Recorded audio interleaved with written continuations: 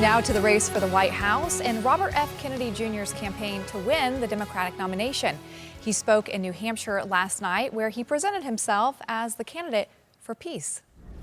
The danger of reckless escalation and nuclear brinksmanship is real and present. I therefore call on our present leadership to adopt President Kennedy's maxims and to start de-escalating right now. I call on them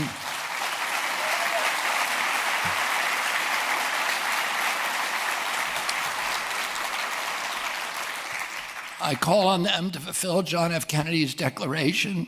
I call on the military establishment to exercise disciplined self-restraint. I call upon the State Department to avoid unnecessary irritants and hostile rhetoric. And here's the most important thing of all. I call on every American to join in a new peace movement, to make your voices heard, to reject the insanity of escalation, and to celebrate no longer the wartime president, but a president who keeps the peace. But when we take the first step toward peace, we will become once again a true world leader, a moral authority. And our example, it doesn't take much, it's just the first step. And people will start looking at America differently, the way they did when my uncle was president. My uncle, I pointed this out in my announcement speech. My uncle was so determined, he told one of his best friends, Ben Bradley, said to him, what do you want as your epithet on your gravestone? And he said, he kept the peace. He said, and Bradley asked him to explain that, and he said, the primary job of an American president is to keep the country out of war. That's what he said. And Kennedy has been facing an uphill climb in his nomination bid. The Democratic establishment has largely ignored him, and some of his comments have recently been censored by ABC News and YouTube.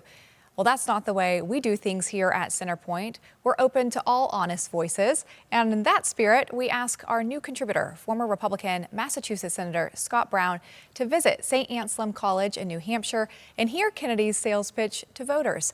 Senator Brown joins us now. Senator, welcome to the show. It's good to see you this evening.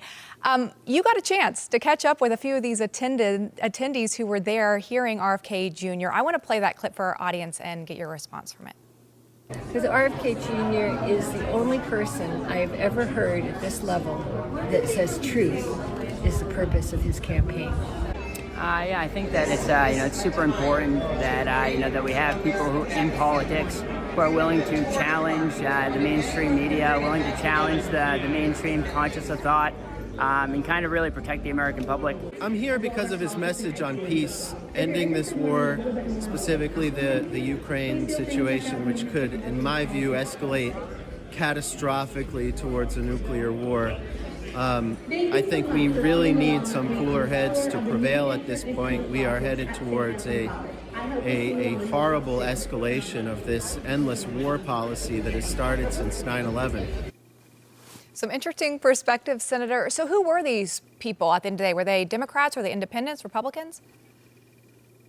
Well, first of all, there were over 800 people, not only the main room, but a couple of overflow rooms, and there were a big line of people that couldn't get in. So I would estimate there were probably 900 to 1,000 people coming to see him. I think that's, if not similar, probably even a little better than the Trump turnout when he had his obviously his forum with CNN. That being said, yeah, they were everybody, independents, unenrolled, people that never voted before, Republicans. I was there, as you know, and a lot of the people were former supporters of mine. So what you're seeing is, first of all, I thought it was very impressive what he did. I thought the crowd was impressed. And more importantly, Joe Biden's in trouble. If it keeps going, I mean, he's already at 20%, RFK Jr., and his message is like rock solid. It's a message of peace, of hope, of truth, of problem solving, not poking your finger in the eye of all of our adversaries and trying to kind of almost what President Trump did with Kim Jong-un in North Korea, reach out, try to do something a little bit different that hadn't been done before.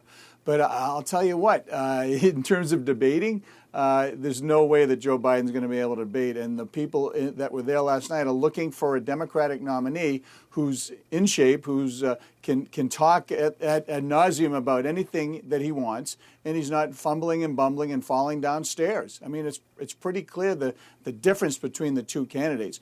And you're right, you mentioned it in your monologue, that the Democratic establishment is going to do every single thing they can do to keep him off the ballot. But guess what? In New Hampshire, he's on the ballot and Joe Biden isn't. So first in the nation, getting a nice win, it's going to, can you say momentum? Just ask Bernie Sanders. Absolutely. Bernie Sanders won in 2020. Biden didn't do that well in New Hampshire. Let me ask you this, though, because we saw a lot of people vote for Joe Biden in 2020 because he wasn't Trump. Were people there voting for RFK Jr. because he's not Biden, or do they just love who he is and his policies? Well, actually, it's a little bit of both. Like I said, I knew a lot of people. I was very welcome there. Like, Scott, are you here? Are you supporting him? I said, no, I'm actually here for Trinity Broadcast Network. I'm going to do a story on this. I hope you watch. But what I saw there was a lot of the blue dog Democrats who have nowhere to go. And a lot of the independents, former Republican independents, especially women, who really, quite frankly, were not too happy with what President Trump represents. And then you have, obviously, the fact that there were young people there, peace activists who were there, who are deeply concerned about what's happening when it comes to the war and a whole host of other things. And I sat next to a doctor who, and his father-in-law who was saying, yeah, listen, this is something different. So the blue dog Democrats have nowhere to go. There are a lot of disenfranchised Republicans and independents, and he's gonna be a threat. I was very impressed when I left. You know, when you listen to a lot of the politicos out there who talk about him and, the surprise, like you mentioned, he's polling at 20%, say, oh, it's because he has name recognition. It's because he's using the Kennedy family name to bolster himself. Would you say that was part of why some people were there? You mean like the Clintons, the Bushes? I mean, come on.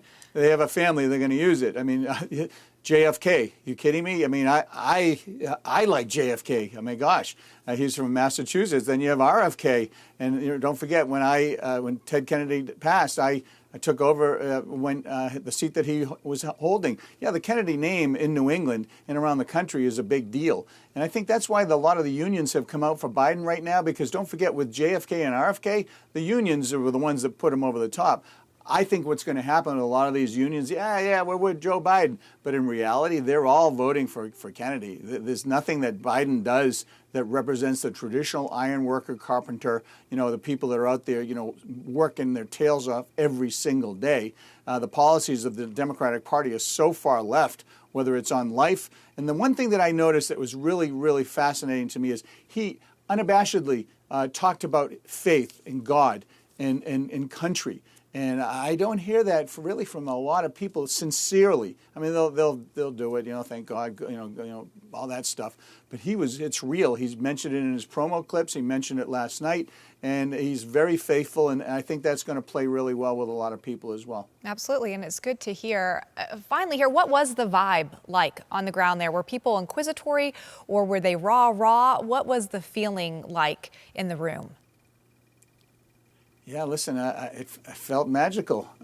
Are we going back to the Camelot magic? Probably not. But when they see what's in the White House now and they reflect back to the Kennedys and Camelot, like, you know what, we want to go backwards and we want to bring it forward to the new generation. And obviously RFK Jr. has an amazing life history. And the things that he says, he's kind of like Bernie Sanders. I don't agree with a thing Bernie Sanders says, but I believe the fact that he believes it, I respect that. Well, listen, RFK has beliefs too, and he believes them with all his soul. And I respect that too. And that's very, very rare in politics right now. So we'll see what happens. We'll see what machinations, like they did with Bernie Sanders, the Democratic Party will do to give Biden the nomination again.